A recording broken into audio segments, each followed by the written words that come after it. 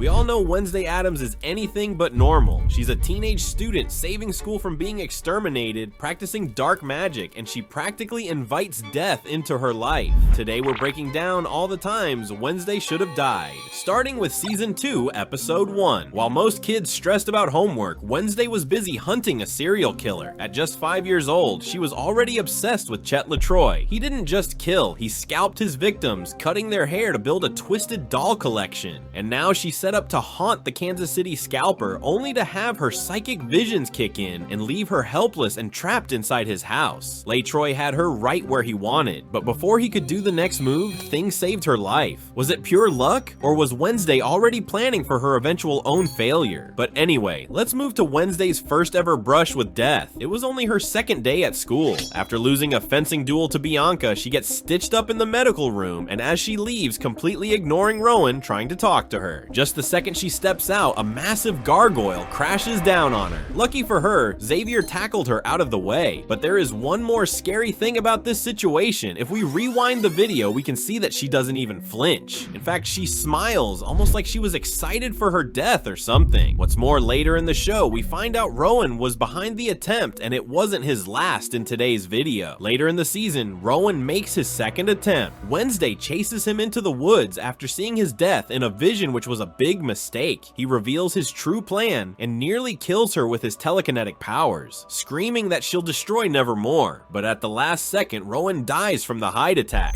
Soon after Wednesday's experience with the serial killer, she came back to school, but let's just say she wasn't prepared for what was about to happen. In the Here We Woe Again, Agnes was setting up as a villain of the season, going super psycho mode as a Wednesday stalker. Later in the season, she elaborated death traps with spinning knives and fooling literally everyone. She even trapped Enid under a massive contraption that could only be stopped if Wednesday solved her mystery. But before all that happened, she stole Wednesday's book. This led her to walking under tons of wood under fire just to save the book. Yeah, her obsession is absolutely scary, but not as scary as our next moment. Let's talk about episode 6 of season 2. Wednesday headed to Nevermore Graveyard to Rootwood's gravestone. Once she got into her chamber, she had to hold hand close to the flame called the Raven's Gaze, which would allow to find the exact location of Tyler and his mother. But if she broke the gaze, there would be a price to pay. Enid, by interrupting Wednesday, caused her to let go of the flame, and the vision of her death was about to become reality as they both swap bodies with each other. For viewers, it was the start of an amazing and funny episode, but you can't say the same about these two. They both discovered that if they couldn't get back to their own bodies, both of them would die. To make things worse, in the meantime, both Enid and Wednesday nearly destroyed each other's lives. And if that wasn't enough, they had to go save Agnes from Isaac and Tyler, which also put them at risk of death. Luckily, just minutes before the end of the day, Enid and Wednesday managed to save each other's lives. But it's not the only time Enid is connected to Wednesday almost dying. In fact, it will happen multiple times in this video. Let's start with the ending of the first episode in season 2. Wednesday is running back from the school celebration with her book in hand, Enid right behind her. But the second Enid touches her shoulder, everything changes. Wednesday is hit with a vision, this time of Enid's gravestone, and then it gets worse. Enid herself appears in the vision, screaming that it's all Wednesday's fault. When Wednesday snaps back to reality, black tears are pouring down her cheeks. She's gasping for breath, hyperventilating, her body shutting down as if death itself is taking hold. For a moment, it really looks like the end. The episode cuts, and we're left with no answers. Only in the next episode do we learn that Wednesday somehow recovers. So far in this video, we've seen Wednesday brush close to death, but our next situation will make her literally experience this. Starting with the season 2 finale. After Wednesday finished talking to the spirit ghost, Eugene gave her the box with a bowl and tree inside of it. At the back of it was the text midnight. Wednesday went to meet with Isaac in the woods, in the same place Isaac was buried 30 years ago. She had a plan to catch him there with the help of Thing, who was supposed to shoot an arrow into Isaac's head. However, the plan didn't work out, and Wednesday found herself in a huge problem. Isaac buried Wednesday alive under tons of earth, if not Enid and Agnes. This would be the end of Wednesday's life.